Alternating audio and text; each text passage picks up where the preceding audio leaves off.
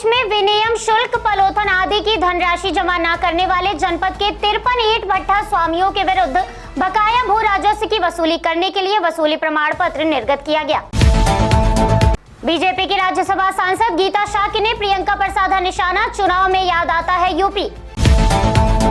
राज्यसभा सांसद गीता शाक्य ने मैनपुरी में महिला सभा को किया संबोधित, कार्यक्रम में महिलाओं में भरा जोश, सरकार की योजनाओं का किया बखान। मैनपुरी में भारतीय किसान यूनियन ने डीएपी की बढ़ती किल्लत को लेकर किया धरना प्रदर्शन, अधिकारियों पर लगाया कालाबाजारी को बढ़ावा देने का आरोप। खाद की कमी के चलते किसानों की फसल बर्बाद होने की कगार पर, हाल ही में लगी फसल खराब होने के चलते किसानों का पैसा हो रहा बर्बाद, गरीब किसानों ने उठाई आवाज। मैनपुरी ने बैंक की अनेक शाखाओं द्वारा स्वयं रोजगार स्थापना हेतु 101 करोड़ से अधिक ऋण स्वीकृति पत्र किए वितरित। जिलाधिकारी द्वारा कार्य योजना का विमोचन किया गया। जिलाधिकारी ने बताया, बैंकों की सराहनीय पहल से दिवाली के शुभ अवसर से पहले स्वयं सहायता समूह की महिलाओं, किसानों और स्वयं का उद्योग स्थापित करने वाले उद्यमियों को मिलेंगे अवसर। यूपी एसटीएफ को मिली बड़ी सफलता, मड़ियाओं में हुई मुठभेड़ में 2 बदमाश अली शेर और कामरान के कई राउंड फायरिंग में हुए घायल। 1 लाख का इनामी बदमाश हुआ घायल। वरिष्ठ बीजेपी नेता जीताराम मुंडा की हत्या के मामले में था फरार, मुठभेड़ में साइकिल, कार्बाइन, 2 पिस्टल हुई बरामद। फॉक्स इंटरमीडिएट कॉलेज में फर्जी दस्तावेज के आधार पर अध्यापिका ने करोड़ों का लिया वेतन। फर्जी डिग्री लेकर नौकरी पाने वाली आफरीन फातिमा के षड्यंत्र का प्रार्थी इकबाल खान के अधिवक्ता विवेक चंद सोनी ने प्रेस वार्ता में किया खुलासा। गांव में मुंशी निराश्रित बालगृह में बच्चियों द्वारा दिवाली के पावन पर्व पर बेहद सुंदर दिया और कैंडल्स बनाई गई। बच्चों को आत्मनिर्भर बनाने के उद्देश्य से हो रहा कार्य। प्रयागराज की एसओजी टीम और कर्नलगंज थाना क्षेत्र में स्थानीय पुलिस के संयुक्त प्रयास से मिली सफलता। 2 महीने पहले विद्यावती देवी अपहरण कांड के मुख्य अभियुक्त को किया गया गिरफ्तार। स्पेशल ऑपरेशन ग्रुप के सदस्यों ने रवि जायसवाल उर्फ रिंकू कजौड़ी को जवाबी फायरिंग में किया घायल, पैर में लगी गोली, मेडिकल कॉलेज अस्पताल में किया भर्ती। प्रयागराज में 2 साल से ज्यादा समय से तैनात आरटीओ प्रवर्तन भूपेश गुप्ता को राशन कार्ड के डर से नहीं कर रहे थे काम, खाना पूर्ति मौजूदा मालिकों ने पूछा कारण, जवाब देने की जगह अभद्रता पर उतरे, वीडियो हुआ वायरल। लखनऊ में रकाबगंज चौराहे का नाम बदला, योगेश प्रवीण के नाम से जाना जाएगा चौराहा, नगर निगम की कार्यकारिणी में लिया गया फैसला। बहराइच में सुजाता सिंह द्वारा अपराध एवं अपराधियों की रोकथाम के संबंध में चलाए जा रहे अभियान में नेपाल सीमा मार्ग के पास अभियुक्तों को अवैध चरस के साथ किया गिरफ्तार। अयोध्या में सीएम योगी के दिशा निर्देश पर दीपोत्सव से पहले दीपोत्सव मेला 28 अक्टूबर से 3 नवंबर तक चलेगा। शहर के जीआईसी ग्राउंड में नगर निगम ने लगवाया मेला, उद्घाटन में विधायक वेद प्रकाश गुप्ता और महापौर ऋषिकेश उपाध्याय ने दीप जलाकर किया शुभारंभ। गंगा का जलस्तर खतरे के निशान पर, कानपुर में चेतावनी बिंदु के पार चल रही गंगा, 20 से अधिक मोहल्ले टापू में हुए तब्दील। चंडीगढ़ में टीबीआरएल समारोह में बोले रक्षा मंत्री, भारत हमेशा से एक शांति प्रिय देश रहा और आज भी है, किसी भी विवाद को अपनी तरफ से शुरू करना हमारे मूल्यों के खिलाफ। रक्षा मंत्री बोले, पूर्व राष्ट्रपति एपीजे अब्दुल कलाम कहते थे कि दुनिया में भय की जगह नहीं है, एक शक्ति ही दूसरी शक्ति का सम्मान करती है। यूपी बंदायू एसपी सिटी प्रवीण चौहान ने बताया, फैजगंज बेहटा में व्यक्ति ने फेसबुक पर एंटी नेशनल पोस्ट डाला जिस पर शिकायतकर्ता की तहरीर पर मामला दर्ज हुआ है और अभियुक्त को गिरफ्तार कर कार्रवाई जारी है।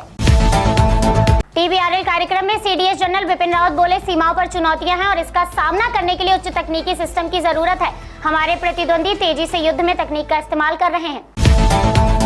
सीएम योगी ने यूपी में जलवायु परिवर्तन सम्मेलन 2021 के शुभारंभ कार्यक्रम में मौजूद लोगों को किया संबोधित।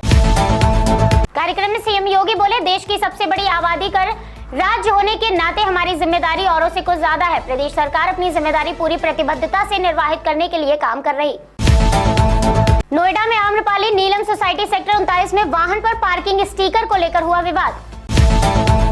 दिल्ली में एआईएमआईएम प्रमुख बोले, सुप्रीम कोर्ट ने अपने फैसले में कहा प्राइवेसी हर नागरिक का मौलिक अधिकार। सुप्रीम कोर्ट ने रिटायर्ड न्यायाधीश कमेटी बनाई। दिल्ली के स्वास्थ्य मंत्री सत्येंद्र जैन ने बताया, दिल्ली का 6ठा सीरो सर्वे बहुत बड़े स्तर पर करवाया गया है, इसमें 28,000 सैंपल लिए गए हैं। गोवा सीएम बोले, 2022 फरवरी में यहाँ चुनाव है, यहाँ पर कोई भी आ जाए कोई फर्क नहीं पड़ता। गोवा सीएम बोले, प्रधानमंत्री और मेरे नेतृत्व पर मुझे विश्वास है, यहाँ के लोगों को देश और कोलकाता की राजनीति मालूम है। डेंगू संकट पर दिल्ली के स्वास्थ्य मंत्री बोले, दिल्ली सरकार के किसी भी अस्पताल में डेंगू के मरीज को मना नहीं किया जा रहा। केंद्रीय गृह मंत्री ने तटीय सुरक्षा पर सलाहकार समिति के साथ की बैठक की अध्यक्षता की। विदेश सचिव हर्षवर्धन श्रृंगला ने बताया, G20 समिट में इटली का ध्यान महामारी से उभरने, वैश्विक स्वास्थ्य तंत्र को मजबूत करने, आर्थिक सुधार आदि मुद्दों पर है। भारत सभी क्षेत्रों का करता है समर्थन। मुंबई हाईकोर्ट ने क्रूज शिप ड्रग्स रेड मामले में आर्यन खान को दी जमानत। हर्षवर्धन श्रृंगला बोले, हमने ऐसे ज्यादातर और देशों के साथ बातचीत की जहां भारतीय नागरिक यात्रा करते हैं कि उन्हें हमारी वैक्सीनेशन सर्टिफिकेशन को मंजूरी देनी चाहिए। पंजाब में दिल्ली सीएम ने मनसा में किसानों से की बात। वाराणसी में गंगा का जलस्तर बढ़ने से घाटों से संपर्क टूटा, आवाजाही के रास्ते बंद। गोवा के 3 दिवसीय दौरे पर सीएम ममता ने मीडिया से की वार्ता, बोली गोवा पहुंचकर वहां के लोगों से मुलाकात करूंगी। बीजेपी नेता राज्यवर्धन सिंह राठौर बोले, कांग्रेस बार बार जम्मू कश्मीर की तरफ सबका ध्यान आकर्षित करती है और भारत सरकार की तरफ उंगली उठाती है। राजवर्धन ने कांग्रेस पर साधा निशाना, बोले जम्मू कश्मीर में अभिव्यक्ति की आजादी को रोका जा रहा है, लेकिन क्या राजस्थान में आतंकी घटनाएं हो रही हैं? पिछले 1 महीने में 4 बार इंटरनेट बंद किया गया है। आर्यन के साथ साथ मुंबई हाईकोर्ट ने क्रूज शिप ड्रग्स रेड मामले में मुनमुन धमेचा और अरबाज मर्चेंट को भी दी जमानत। आर्यन के वकील मुकुल रोहतगी ने बताया, दोनों तरफ की दलीलें सुनकर तीनों को जमानत मिल गई है। विस्तृत आदेश मिलेगा, उम्मीद है तीनों शुक्रवार के शनिवार तक जेल से बाहर आ जाएंगे। रूस में कोरोना संक्रमण पैर पसारा, 24 घंटों में 40,000 से ज्यादा मामले आए सामने। अमेरिकी ब्रिटेन प्रशासन के अनुसार अफगानिस्तान में अभी भी करीब 450 अमेरिकी फंसे हुए हैं। अमेरिकी सुरक्षा नियामकों ने संचार के क्षेत्र में लोगों को काम करने वाली चाइना टेलीकॉम कंपनी को 60 दिन में देश के बाजार से बाहर जाने के दिए आदेश। भारतीय मूल के सिंगापुरी नागरिक पर कोरोना काल में सार्वजनिक जगह पर सरकार के दिशा निर्देशों का उल्लंघन करते हुए समारोह आयोजन में 8 से ज्यादा लोगों को आमंत्रित करने पर 3000 सिंगापुरी डॉलर का लगा जुर्माना। ओमान ने भारत बायोटेक की कोवैक्सीन को टीकों की सूची में किया शामिल, 14 दिन तक यात्रियों को क्वारंटाइन रहने की जरूरत नहीं। दक्षिण पूर्व एशियाई देशों की शिखर बैठक में रक्षा समझौते का मुद्दा प्रमुख रहा। संगठन के कई सदस्य देशों ने बैठक में अपनी चिंता जताई। अफगानिस्तान में तालिबान के कब्जे के बाद स्थितियां खराब, देश भुखमरी की कगार पर, बेटियों को बेचने पर हुए मजबूर।